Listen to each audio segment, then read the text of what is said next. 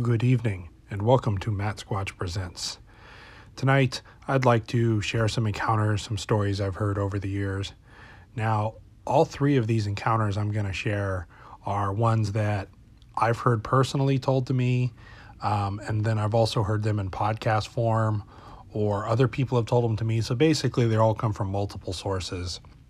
And the first one I think is the most interesting. And these aren't really super aggressive. They're just kind of odd, or things you wouldn't normally expect other than the normal hunter encounter, or I saw something run across the road. So that's why I wanted to share them with you guys. And, well, let's hop into it tonight, folks. So the first story I wanted to share with you folks tonight was told to me by a friend of mine a few weeks ago. And somebody told him this encounter, and he's actually kind of a UFO guy, and he's kind of dabbling in Bigfoot and getting into it. But this was a story that somebody relayed to him. And when he was telling me the story, I was thinking I had heard this before. It sounded very vaguely familiar, like I had heard of it. And so I don't know if it's two separate events and my mind is melding them together, or if it's the same Sasquatch that two different people saw, or if it's two completely different stories, or it's the same story. I don't know. But the gist of it, I'm going to tell you guys tonight. And the basics of it stay the same, and I think it's absolutely fascinating. So let's go ahead and talk about it. There was a couple driving at night. They were driving back into town, and they lived in kind of a remote area. And they were passing through these kind of very dark, lonely roads going through the mountains. And they're going kind of slow because they're watching out for wildlife and deer, and they don't really want to hit anything. So they're going down the road, and in a small straightaway, they see something up on the side of the road, and they think maybe it's a bear or something. And it's starting to just cross the road very slowly. So as they get closer, their headlights are lighting it up, and they realize it's standing upright.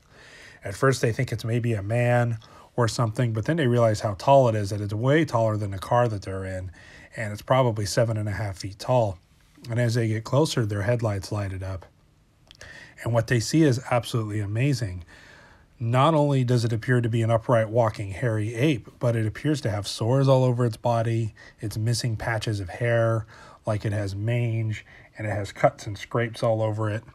And the left side of its body, this part of the body that's facing them, the arm is kind of limp, and this thing is shuffling across the road, like dragging its left leg, like its left leg is hurt and paralyzed.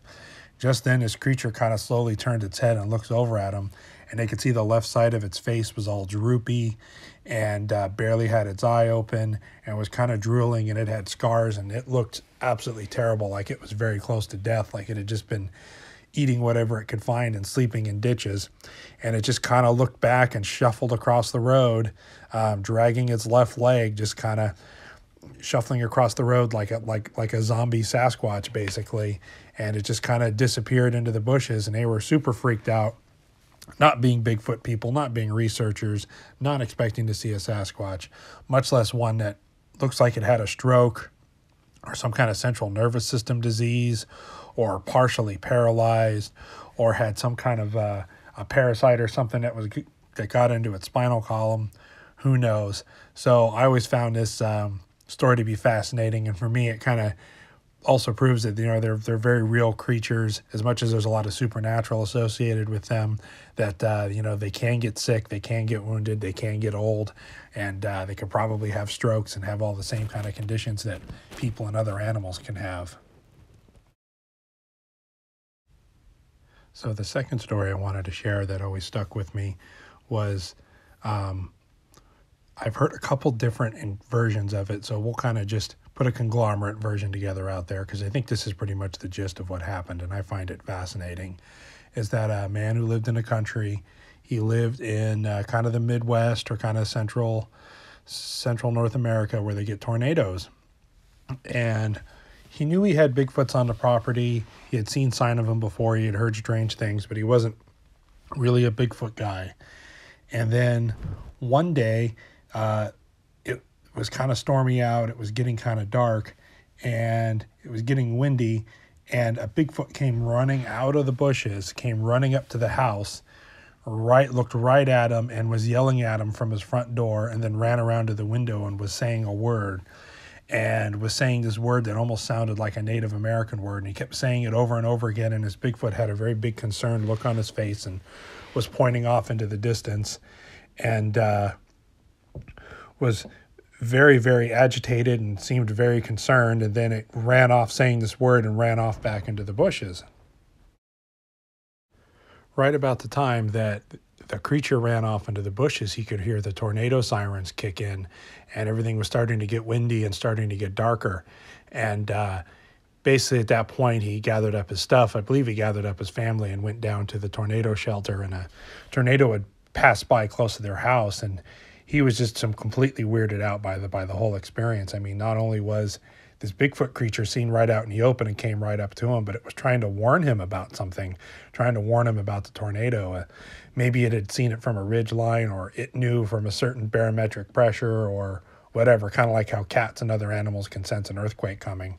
It had some kind of a sense that something was going on, or maybe it's hearing, it could hear it from a distance. But I always found this fascinating. I believe you could probably find this story also on the internet somewhere else. But like I said, I'd heard a couple different versions of it. But basically the gist is that this Bigfoot had come out of the woodwork to warn this guy that a tornado was coming.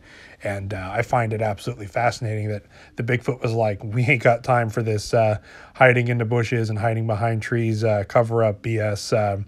This is life and death. There's a tornado coming. I'm going to hide. You need to hide too. So I found it to be quite interesting and quite a cool little story. The third story I wanted to share with you guys, I've heard it a couple different versions of it, but still quite fascinating. The first version is that it was a hiker. The second version is that it was a hunter in a tree stand. I believe a hunter in a tree stand is probably a little more believable, but both versions of it, whether it's two completely separate stories with the same thing happening, or a different version of the same thing, I find it both very believable and plausible.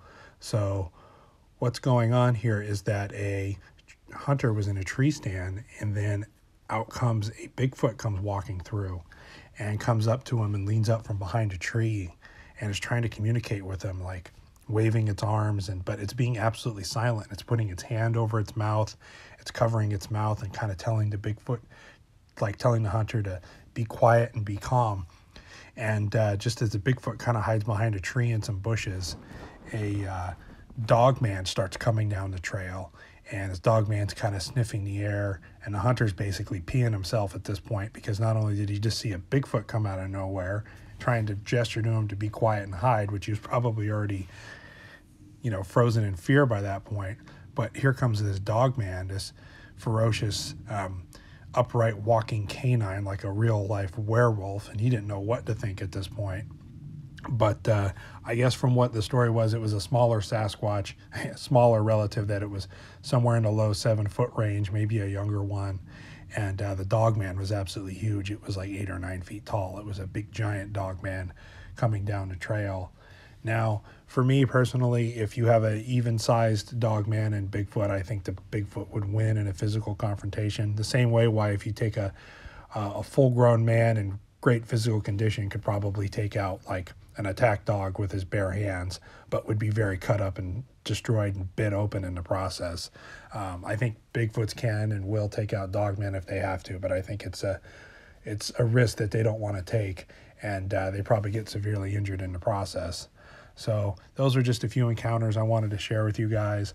I thought they were rather fascinating, and I'll do this periodically. I have so many encounters and so many stories going back, some very mundane, some very out there, some almost supernatural. So every few weeks, I think I'm just going to start putting encounters that I've heard and start recounting stories to you guys. We don't really have, this isn't really an encounter show where guests come on, but I've still heard some things that show behavior and are absolutely fascinating. If you guys are looking for a good encounter show, you guys really need to check out Sasquatch Chronicles. They're pretty much, Wes Germer's pretty much the king of encounters, and he has the very best, and his show is just very simple but absolutely perfect in that he lets the guests come on and tell in their own words what happened. And he might throw a thing or two out there, but he's a very good, very subtle interviewer. So go go check out Sasquatch Chronicles if you want more firsthand encounter stories. Anyway, folks, thanks for watching. If you like what you see, please give it a thumbs up. And if you haven't already, please subscribe and stay safe in the woods out there, folks. There's lots of strange things going on. If you'd like to follow me on social media, you can find me at unstellar.com. You can also find me at twitter.com at realmattsquatch. This is where I post notifications for new videos outside of YouTube. And I'm also on Instagram. I post other random pictures here too, and sometimes some stuff about Bigfoot as well. And you can always email me at mattsquatchpresents@gmail.com.